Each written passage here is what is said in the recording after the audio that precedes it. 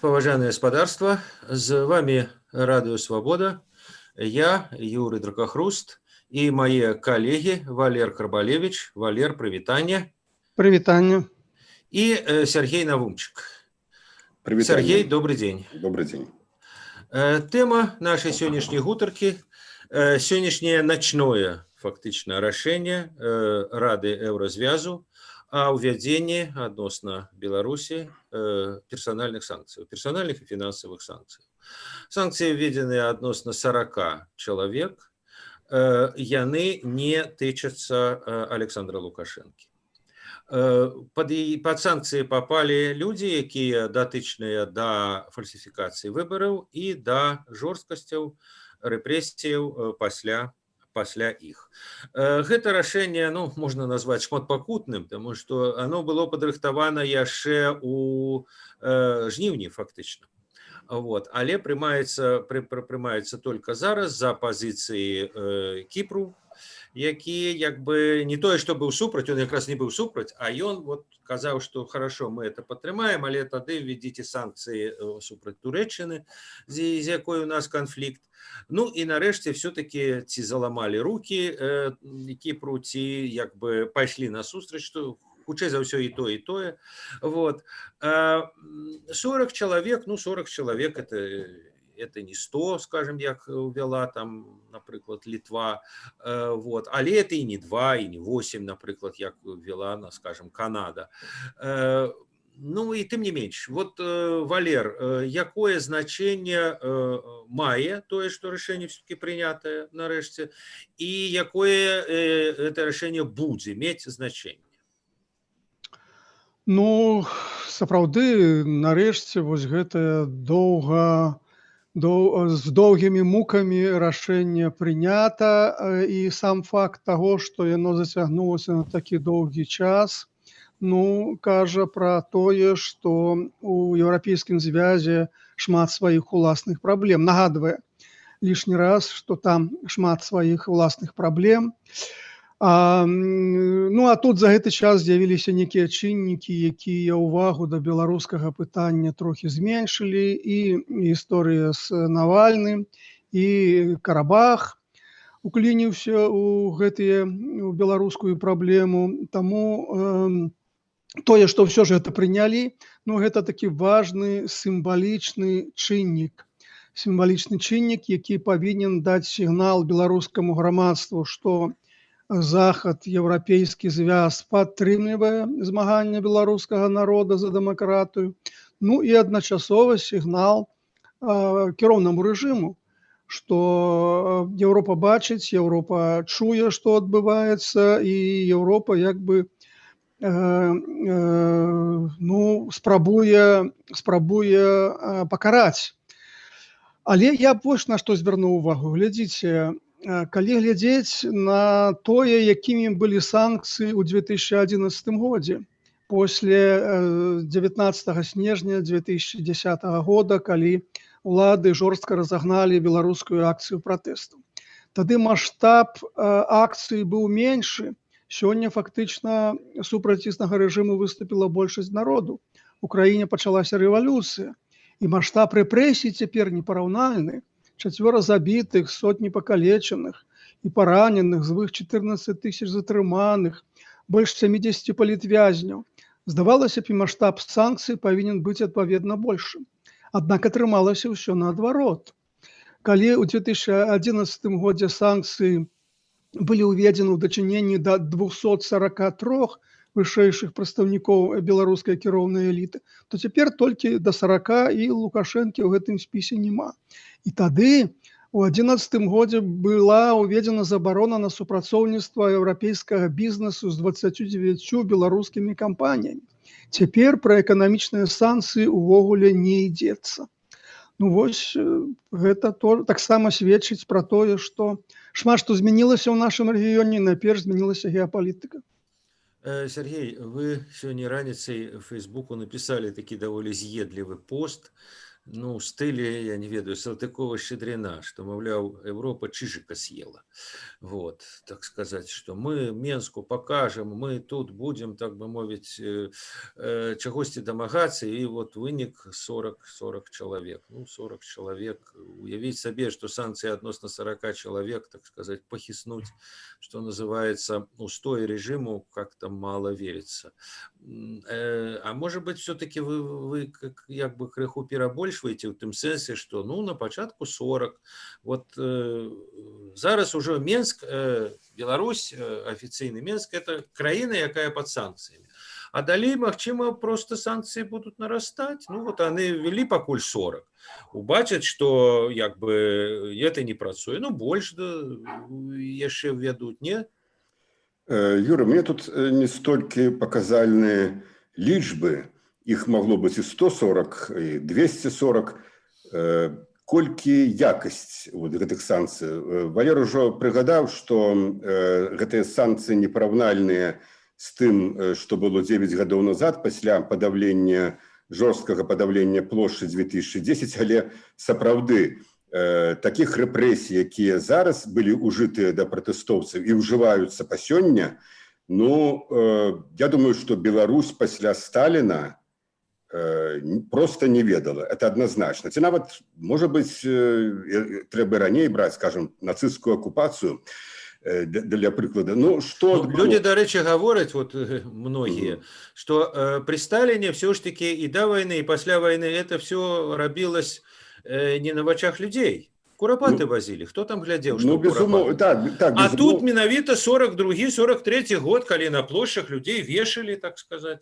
Безумоўна, бо ну, при Сталине ніхто з нас не збіраецца, так сказать, ні ў малейшай ступені яго апраўдваць, але трэба сказаць, што ну, яны вытрымлівалі нейкую такую, ну, так сказать, відавочнасць нейкага такого законодаўства, там, нейкі... Ну, просто это таемно. Да, ордер на ператрус был, значит, там некие тройки разглядали, значит, все это, конечно, было таким фарсом, а тут просто, тут абсолютно у бок адкладзены, якія б то і не было закона. Ну, вось за гэтыя катаванні людзей, абсолютно дзікія, звярыныя катаванні ў стылі інквізіцыі сярэднявечнай, што Караев, ці яго намеснікі, ці Шэйман, ці нейкі камандзір АМАПу, ці Ермошына, за гэта яны не паглядзяць на Эйфелеву вежу, скажем, там не пагуляюць па Александр-Пляц у Берліне, там не пап'юць каву на Пьяцца Навона. Вот ці не падаецца, што гэта зусім неадэкватная плата за такое. Потым я думаю, што палова гэтых людзей ім проста чхаць на гэтыя выезды за мяжу, ужо калі гаварыць пра санкцыі такого кшталту, дык лепш бы гэтыя ўжо санкцыі былі да членаў сем'яў, да жонак, там, да дзяцей, якія якраз вот і карыстаюцца гэтымі ўсімі дабротамі, бо я думаю, там самому Шэйману... Сергей, я себе дазволю сказаць, ну, не тое, што вам запярэчыць, але просто, як бы, можа быць, патлумачыць сваё бачанне, вот, пабыць адвакатам Еўразвязу. Справа в том, что Еврозвяз вядзе глобальную политику. И в этом сенсе он присвячен не только Беларуси. Вот Валер сказал про то, что у них там и справа Навального, у них и война у Карабаху. То есть они гуляют на нескольких дошках. Але в этом сенсе они гуляют на нескольких дошках и в сенсе правов человека. Так мы ведаем, як оно все в Беларуси. А вот наколькі мы с вами ведаем, як, например, оно отбывается в Египте. А я все это читал. И там катаванне – это звычайная рэч. В Азербайджане – это звычайная рэч. В Китае людей сотнями расстреливают. В Китае Нобелевский лауреат премии мира сидел в турме, и он там ее отрымал, и он там и помер. И ничего китайским товарищам, так сказать, ничего з их никакие короны не упали, и никакие санкции относно их не ввели. И в этом сенсе в Еврозвязе, магчыма, люди разважаюць. Да, добра, введем относно Беларуси, а относно Китаю не будем, а относно Азербайджану не будем, а относно Египта не будем, так это на полсвета надо вводить санкции. И тому давайте мы не будем устраивать войну с усім светом. Ну вот Беларусь, да, вот ввели 40, вот такой у нас консенсус есть, ну вот мне здаецца, што вот это таким чынам адбываецца. Ну што ж, магчыма, такім тут можна і далей пайсці, бо, скажем, у Лацінскай Амерыцы знойдзены племёны, там папуасы ці каго, якія, так сказаць, проста жывуць рэальна у каменным стагоддзі, там ввогуле ні пра што гаворкі няма. Не, ўсё ж такі Беларусь – это еўрапейская краіна, і Еўропе таксама прызнаюць, што гэта еўрапейская краіна. Гэта так, усходняя Еўропа, можа быць, сама усходняя Еўропа, але ўсё ж такі это еўрапейская краіна, гэта краіна цывілізаваная. І я яшчэ захануў бы яшчэ два моманты, яны могуць быць тэмамі асобнай гутаркі. Адно, гэта тое, што ўсё ж такі Еўропа, у тым ліку, калі мы кажам, я ввогуле скажу пра Захад, але і Еўропа мусіць быць удзячная Беларусі, беларускаму народу за тое, што ён зрабіў у пачатку 90-х, і гэта якраз тады быў адносна дэмакратычны лад. Я маю на ўвазе, безумоўна, безвыплатны вывад ядзернай зброі. А другое, конечно, калі мы гаворым пра санкцыі да Лукашэнкі, да ягонага атачэння, мы разумеем, што яны маюць такі умоўны характар, з лексікі выказалі, з катэгорыі лексікі, скажем, выказалі глыбокую занепакоенасць. Яны маюць сімвалічны характар, бо рэальна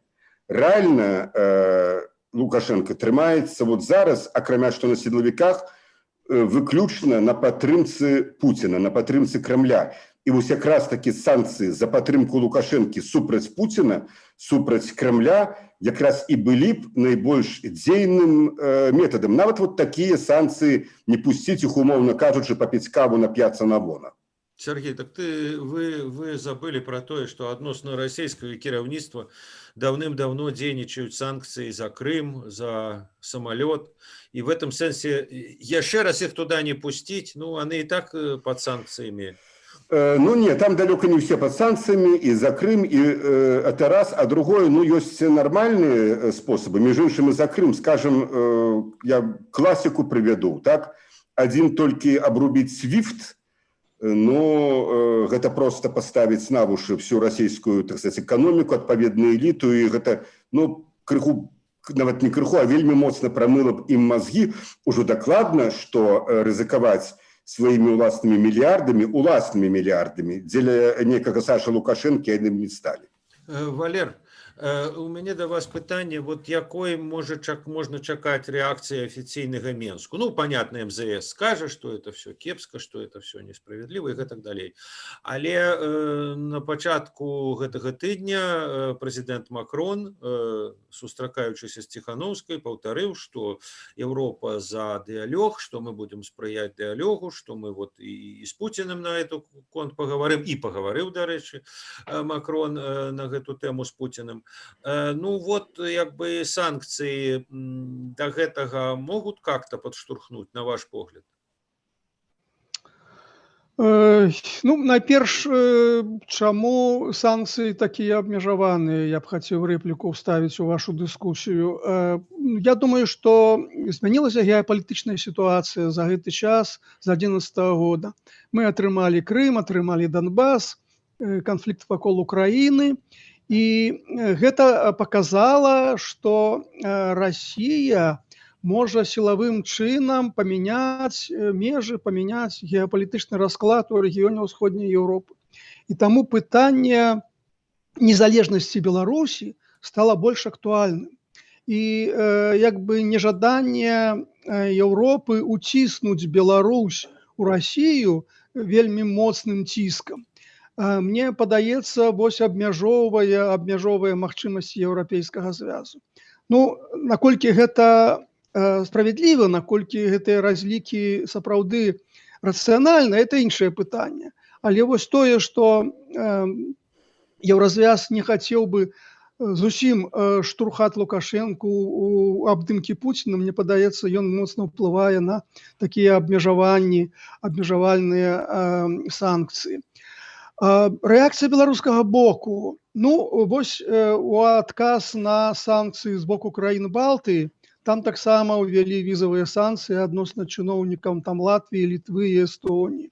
Я думаю, што будуць прыклады такія ж санкцыйныя спіскі адносна нейкіх еўрапейскіх палітыкаў, брусельскіх палітыкаў. Што яшчэ? Ну, узмоцніцца антызаходняя, антыеўрапейская прапаганда. Ну, мне падаецца, ўжо тут далей уже ісці гэтага няма, і так яна ўжо пераступіла ўсе магчымыя межы.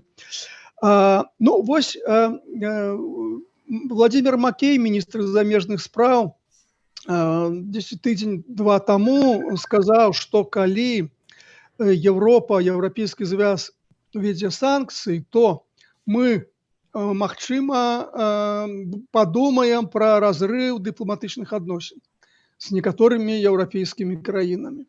Я думаю, што гэта нерэальна, але тым не менш такая пагроза прагучала. І там яшчэ была такая вельмі такая завуаліраваная пагроза, што калі санкцыі будуць уведзены, то это можа адбіцца на ўнутрыпалітычным жыцці Беларусі. То бок, калі перавесці гэта з дыпламатычнага на звычайную мову, то гэта азначае, што чым больш вы будзеце ўводзіць санкцыі, тым больш мы будзем ажыццяўляць рэпрэсіі ў Беларусі супраць пратэстуючых. Вось. Ну, вось такая трохі дзіўнаватая з логікі сучаснага цывілізаванага свету пагроза прагучала. А некія большыя меры ў адказ я тут асабліва не бачу. Хіба што толькі рыторыка. Ну, як бы адваротнае, то есть, в принципе, санкции, як бы их вводят не только для як бы, як моральное алиби, а санкции ввогуле вводятся для досягнения каких-то мет.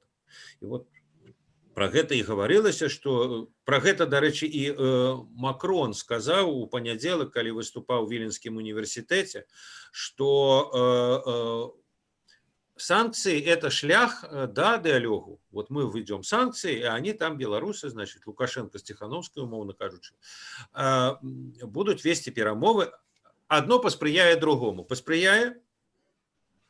Не, безумоўна, не паспрыяе. Я думаю, што гэта ілюзія.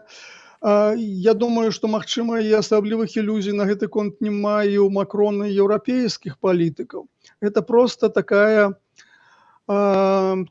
такі спосаб захавання твару, можа быць. Таму што пакуль я бачу толькі ў гэтым не столькі рычаг уплыву, рэальнага палітычнага ўплыву на паводзіны Лукашэнкі, сколькі сімвалічнае пакаранне. Сергей, вы уже вот заговорили про экономичные санкции, ну, такие больше серьезные, маюцца на увазе секторальные санкции. Про это, до речі, пишут и белорусские авторы, говорячи и не столько про отключение SWIFT, а про, скажем, спынение импорту белорусских нафтопродуктов, спынение импорту калийных угнаенняў. И это, сапраўды, были бы моцныя удары.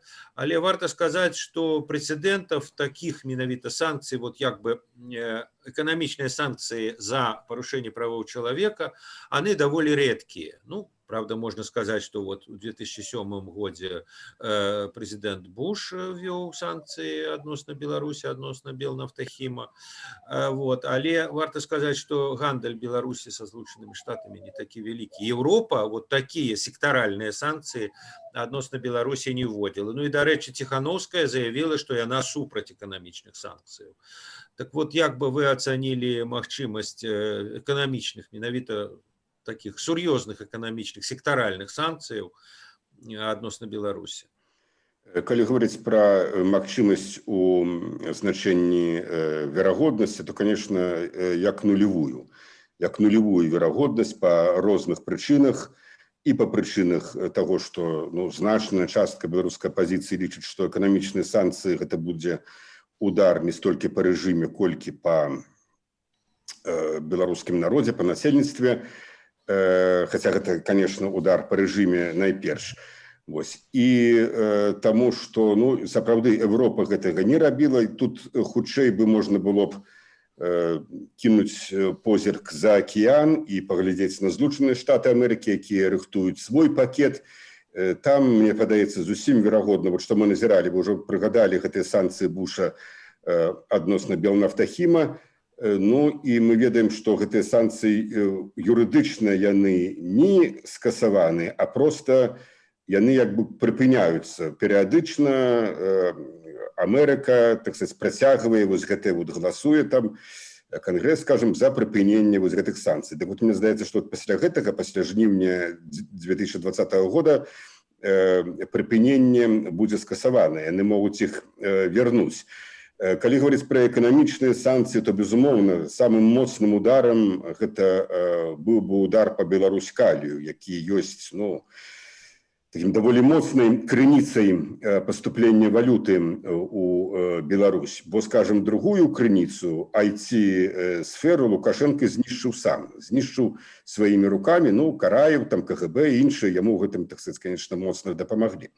Вот, але ініцыятыва сыходзіла ад самого Лукашэнкі. Мы зараз бачым сітуацыю, калі все знішчаецца, вот просто все.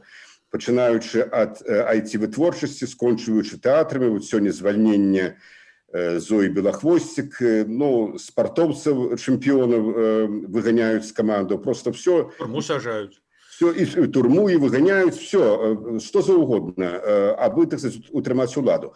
Ну, а все ж таки, калі угнаенне гэта прыбытак для бюджэту, трэба ж, я разумею, что, конечно, там сяляне, ці рабочие, ці гэтая творчая ненавісная Лукашенко інтэлігенцыя, хай выжываюць як хочуць, але, ну, той же ОМОН, той же КГБ трэба неяк карміць, это вялікія штаты, недзе трэба здабываць грошы. Таму, конечно, гэта быў бы моцны удар, але, ну, вы правильно сказали, что гэта такая складаная праблема, калі вот мой погляд, мой прогноз, то эканамічныя санкцыі, я перакананы, не будуць уведзеныя. Ну так, потому что прецеденты, ну вот кроме Буша, скажем, ці можна прыгадаць Рейгана в 81 годзе падчас военного становішча, але звычайна сектаральныя санкцыі вводятся за, скажем так, пагрозу международной бяспецы. Это, скажем, Корея и Иран, а это за бомбу. И Россия, а это за Крым и Донбасс. Лукашенко бомбу не робіць, на суседнія краіны не нападае, і таму, як бы, ну, это не зусім, вот, як бы, тое самае. Валер, а вот прыгадалі Россию, так бы мовіць, ніколі не забудзеш. На ваш погляд, як зараз будуць вот гэтыя санкцыі, як яны паўплываюць на адносіны паміж афіцыйным Менскам і афіцыйнай Москвой? Ну, вот зараз Москва можа сказаць, так сказать, добро пожаловать в клуб, Александр Григорьевич. Все-таки с 2016 года Беларусь была не под санкциями, а Россия после 2014 года вся в санкциях, так сказать, и европейских, и американских. Ну, а зараз, так бы мовить, товарищи по несчастью, браты. Вот это братерство, оно зараз вот за фактору санкций как-то узмацнится, ці наоборот, так сказать, там, может быть, как-то разыдется. Вот.